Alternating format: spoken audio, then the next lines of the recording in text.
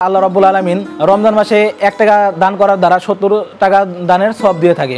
আপনার দান সদকা জাকাতের মাধ্যমে অন্যজন যেন একটু উপকৃত হয়, আমরা আপনাদের দান সদকা জাকাত এর মাধ্যমে এদের পরিচর্যা করে থাকি। দান সদকা করার কারণে মৃত্যু করার পরেও এই সওয়াব আপনি পেতেই থাকবেন। আসসালামু আলাইকুম ওয়া রাহমাতুল্লাহি ওয়া বারাকাতুহু। রমজানের শুভেচ্ছা ও রমজানের অভিনন্দন।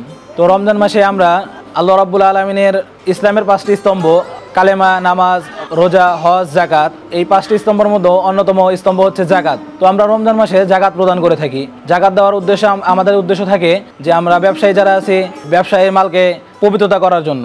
তো জাকাত তাদেরকেই আমরা দিব যারা অসহায়, মিসকিন, গরিব, যাদের একদমই কিচ্ছু নাই, তাদেরকে দিয়ে থাকি। আমরা জেনে থাকি যে child and old age care বাংলাদেশের বৃহত্তম অজ্ঞাত মানুষদের নিয়ে কাজ করে থাকে। তো এই চাইল্ড অ্যান্ড ওল্ড এজ কেয়ারে 1.5 শতাধিকের উপরে বৃদ্ধা বাবা মা এবং বাচ্চারা রয়েছে।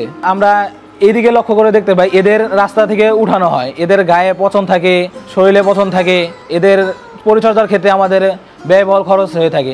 আমরা আপনাদের দান সদকা জাকাত এর মাধ্যমে এদের পরিচর্যা করে থাকি। তো এদিকে লক্ষ্য রাখবো আমরা যে এই চাইল্ড অ্যান্ড ওল্ড এজ কেয়ারে 1.5 শতাধিক যে বৃদ্ধা বাবা মা এবং শিশু রয়েছে তাদের একেবারেই নিকটতম আত্মীয় স্বজন এবং তাদের দেখাশোনা করার লোকজন, তাদের পরিচর্যা করার মতো লোকজন, একদম কি তাদের নিজস্ব কোনো বাসস্থান কিচ্ছুই নেই, একমাত্র চাইল্ড অ্যান্ড ওল্ড এজ কেয়ারের কর্মী যারা আছে আমরা তাদের দেখাশোনা করে থাকি। তো এই ক্ষেত্রে আমাদের যে খরচ হয়ে থাকে সেটা আপনাদের দান সদকা এবং জাকাতের মাধ্যমে যা আমাদের কাছে ডোনেট করেন আমরা তার মাধ্যমে তাদের ভরণ পোষণ এবং চিকিৎসা দিয়ে থাকি। তো এই ক্ষেত্রে আমি বলবো আপনাদেরকে যদি দান সদকা করে থাকেন এখানে দিতে হবে তা না, এরকম অজ্ঞাত এবং যারা অসহায়, যাদের কিছুই নাই, একদম রাস্তায় পড়ে আছে তাদেরকে দিবেন। এবং এদিকে একটু খেয়াল করে রাখবেন আপনার দান সদকা জাকাতের মাধ্যমে অন্যজন যেন একটু উপকৃত হয়।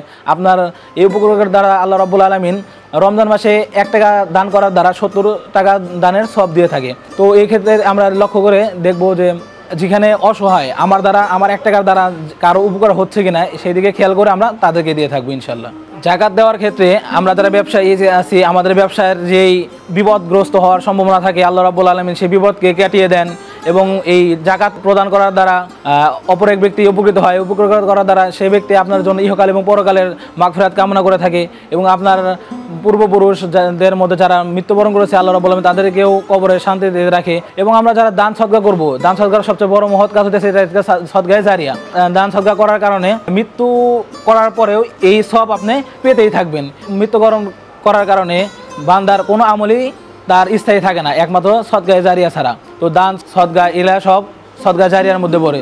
তো আমরা এদিকে খেয়াল করব যে আমাদের দান সদকা যেন করলে আমরা মৃত্যুর পরও যেন এর পুণ্য পেতে থাকি।